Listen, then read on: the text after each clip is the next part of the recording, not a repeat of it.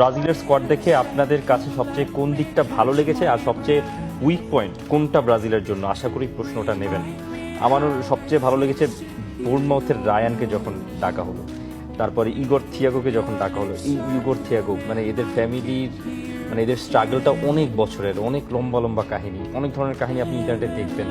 এরা যখন প্রথম ব্রাজিলে কলাপ মানে পায়, যখন ইগর থিয়াগোই পেল, তখন কি অদ্ভুত মুহূর্ত। তার ফ্যামিলি ওদিকে কান্না করছিল। ইগর থিয়াগো ব্রেনফোর্ডের হয়ে খেলছেন। চিন্তা করুন, প্রিমিয়ার লিগে ব্রেনফোর্ড তো মিড টেবিল টিম।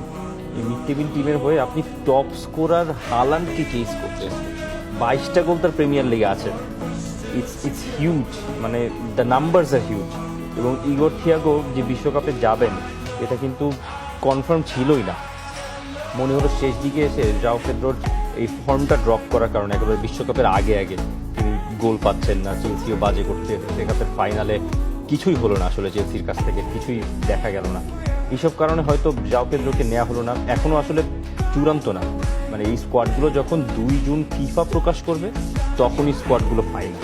মানে এর আগেও কিন্তু 1-2 জন পরিবর্তন করা গেলেও যেতে পারে। সেটা হচ্ছে ইনজুরি বা হচ্ছে ওরকম কোনো কিছু যদি হয় তখনই কোচরা ওই জিনিসটা চিন্তা ভাবনা করবেন। মোটামুটি এটাই ফাইনাল স্কোয়াড। এখন সব থেকে ভালো লেগেছে তো আমার ওই ইগর থিয়াগো রায়ানের নামটা যখন নেওয়া হলো। আর নেইমারকে নেওয়া হবে আমি একটু মানে জানতাম, মোটামুটি আমি আজ করতে পারছিলাম না লোক নাই, আমি মানে আজ করতে পারছিলাম। যেমন এই এর টাইমে বলেও মানে গত এর টাইমে তো আমি বলছিলাম যে নেইমারকে হয়তো নেওয়াই হবে শেষমেশ। আর সব থেকে উইক পয়েন্ট মনে হয় ব্রাজিলের ওই ফুল ব্যাকটাই, মানে 2 ফুল ব্যাক। ব্রাজিলের দেখেন, ব্রাজিলের ডিফেন্সের line one of the best defenders in the world right. Centre back দুইজনই, মার্কিনিওস আর গ্যাব্রিয়েল তো পাক্কা একেবারে। মার্কিনিওস গ্যাব্রিয়েল এইটা নিয়ে ধরেন হচ্ছে কোনো কনফিউশন থাকার কথাও না। এই দুইটা হচ্ছে একদম টপ ব্রাজিলের জায়গায়।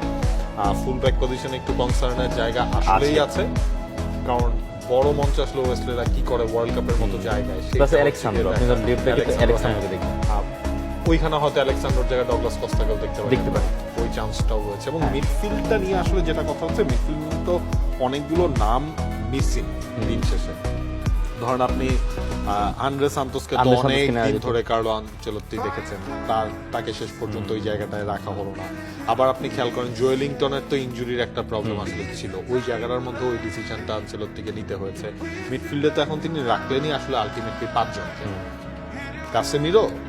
কাসেমিরোর সাথে ধরেন হচ্ছে কাসেমিরোর হিসেব করে আমরা ধরলাম হচ্ছে ফ্যাবিনিও সেই জায়গাটার মধ্যে রয়েছে। ক্যাসেমিরো, ফ্যাবিনিও, ব্রুনো গিমারেসের সাথে ধরেন হচ্ছে দানিলো, মিডফিল্ডার দানিলো, ব্রাজিলিয়ান লিগে আসলে এবং একই সাথে লুকাস পাকেটা। এছাড়া বাট এইটাও আপনার মনে রাখতে হবে, কার্লো মিডফিল্ডারের সংখ্যাটা কম কেন? কার্লো আনচেলত্তি ধরেন নেইমারকে আসলে কোন পজিশনে তিনি খেলাবেন? সেন্ট্রাল অ্যাটাকিং মিডফিল্ডার ওই পজিশনটাই খেলাবেন, বা ধরেন মাতিয়াস কুনিয়াকেও কি, মানে অলমোস্ট আপনার আনচেলত্তির মানে যতটুকু যা ধারণা যেটা বোঝা যাচ্ছে, উনি ধরেন ফুটবলের ভাষায় 4-2-4 ফরমেশনে উনি যাবেন। 4-2-4 বা 4-2-3-1 4-2-3-1 হতে পারে, বা ধরেন হচ্ছে এই জায়গাটা উনি ডাবল পিভট নিয়ে খেলছেন, এটা ফর শিওর। মানে এই 5 জন যে মিডফিল্ডার, এরা হচ্ছে 2 জনের জায়গা ফিল আপ করবে, 2 সেন্টার মিড, একজন ধরেন সিডিএম, একজন ধরেন সেন্টার মিড। মানে এই জিনিসটা হচ্ছে যে, সুতরাং ওই হিসেবগুলো অনেকে বলছে মিডফিল্ডটা একটু উইক হয়ে গেল কিনা। যদি ইনজুরি না হয় বা কোনো ঝামেলা না হয়, আপনি কাসেমিরো এবং ব্রুনো গিমারেস এই 2 জনই হচ্ছে ব্রাজিলের মানে অলমোস্ট এভরি ম্যাচ হচ্ছে তারা খেলে যাবে। সেই জায়গায় আপনার ফ্যাবিনিও আছে, সেই জায়গায় আপনার লুকাস পাকেতাকেও আপনি ইউজ করতে পারবেন। এবং আপ ফ্রন্টে ওই কানেক্টরের ভূমিকায় তো আপনার মাতিয়াস কুনিয়া রয়েছে। ধরেন কুনিয়াকে আপনি টিপিক্যাল নাম্বার 9 কিন্তু কুনিয়াকে না খেলিয়ে আপনি কানেক্টরের ভূমিকায় কিন্তু কুনিয়াকে রাখতে পারবেন। নেইমারকে আপনি নাম্বার 9ও বা এনি চান্স খেলাতে পারবেন, ফলস 9ও কিন্তু আপনি হচ্ছে নেইমারকে খেলাতে পারবেন। সুতরাং ওই জায়গাটা আমার মনে হয় আসলে খুব ওইটা একটু কনসার্নের জায়গা। যদি কাসেমিরো এবং ব্রুনো গিমারেস সেই 2 জনকে যদি আপনি ধরেন 2 জনের একজনকে আপনি কার্ড নিষেধাজ্ঞায় পাচ্ছেন না, 2 জনের একজনকে হচ্ছে ইনজুরিতে তারা পড়ে গেল, তখন হচ্ছে গিয়ে ব্রাজিলের মিডফিল্ডটা up to the mark perform করতে পারে কিনা, এইটা নিয়ে একটা কনসার্নের বড় জায়গা রয়েছে। এবং Ryan off the bench game changer হতে পারেন কিনা। এই স্কোয়াডে তো যাদের গেম চেঞ্জার হওয়ার কথা ছিল, যেমন রদ্রিগো নাই, এস্তেভাও তো পাওয়া গেল না শেষমেশ। এখন রিচার্লিসনের ফর্ম খারাপ। আমার এইসব জিনিস খুব ভালো লেগেছে, রিচার্লিসনকে না নেওয়া। এইসব ডিসিশন অনেক বেশি প্র্যাকটিক্যাল। এইসব ডিসিশন আপনাকে বলে যে উনি একটা দিক দিয়ে চিন্তা করেছে যে আমার পারফরমেন্স লাগবে, আমার ধরেন লেগাসি দিয়ে হবে না।